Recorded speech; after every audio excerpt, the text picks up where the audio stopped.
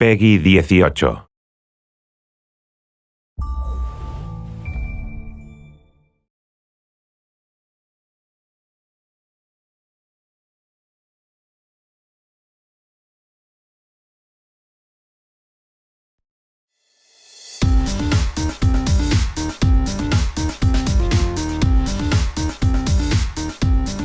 Hello everyone and welcome to Community Corner. I'm Jen, community developer on the game.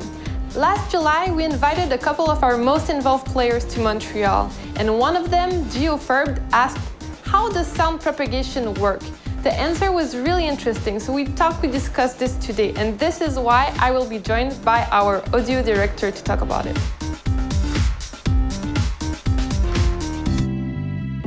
Alright, well, hi LP, thanks for joining me today. First off, let's start with the basics. How is spatialization usually done in games? So typically, what you'll find in games is what we call occlusion. Occlusion is you have a sound on one side of a wall and you're listening from the other side. You'll get a direct path to that sound, but it'll be filtered, so you won't hear all the frequencies, as if you were right in front of a very thin wall in real life. So that would be a direct path? Yeah, that would be a direct path. But then in our game, what happens? We wanted to inspire ourselves even more on what real life would do. So having two doors open right here, what we're going to do with sound is we're going to send that sound over to this first opening, snap it to there, then the algorithm is going to look for the closest next point to this listener. So it's going to go through here and connect to this wall and back down to the player. Essentially, if you split that, the sound is going to be virtually positioned here. So this listener is going to hear the sound coming from that door.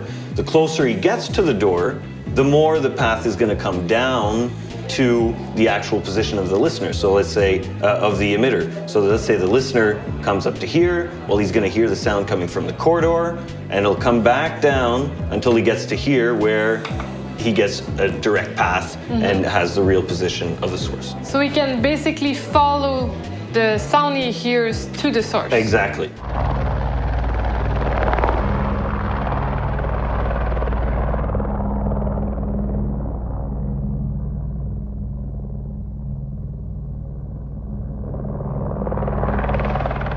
And what happens if, let's say, this guy over there, the sound emitter, gets close to the wall and starts banging on it, putting, let's say, a breach charge? So as if it would be in real life, if I bang on this wall and you're right beside it, you're going to hear the banging on the wall. So when somebody places a breach charge, breaching charge is ready.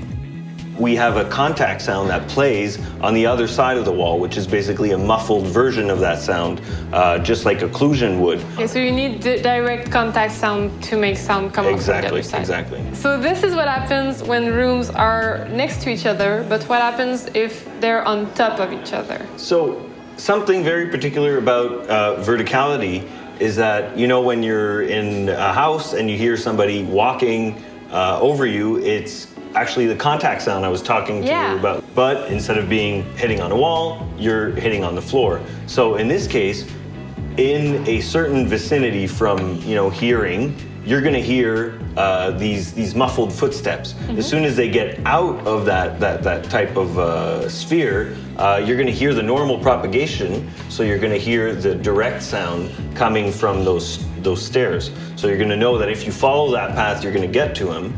But that added extra information of, oh, he's right over me, well, that can help a lot with, you know, breaching traps and also line of sight floors. So you could decide to shoot him through the floor as well. Yeah. And then what happens once we introduce destruction? As we use destruction as line of sights, you can use destruction as line of sounds if you want. So let's say you want to make sure you hear somebody coming from that direction, take a shotgun, blow a hole in the wall, and that sound is going to come from that hole if it's the shortest way to hear the sound.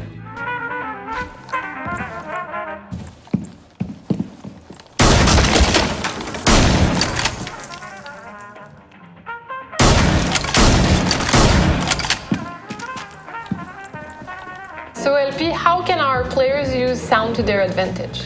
So the first tip I'd give is get yourself a good pair of headphones and listen to the game loud. The game was mixed to be closer to reality, and you get a lot more dynamics, and you can understand better perception of sound if you're listening to it louder. The other thing is that there's a lot of sounds that were put in there as feedback. It's super natural, it feels realistic, and they give really good feedback on where the enemy's gonna breach. So yeah, that's what I'd say to get the best experience. All right, well, thank you so much, LP, for taking the time. And thank you for joining us. We hope you enjoyed this conversation. If you want to join the discussion or ask a question, head over to our forums or to our subreddit. See you next time on Community Corner.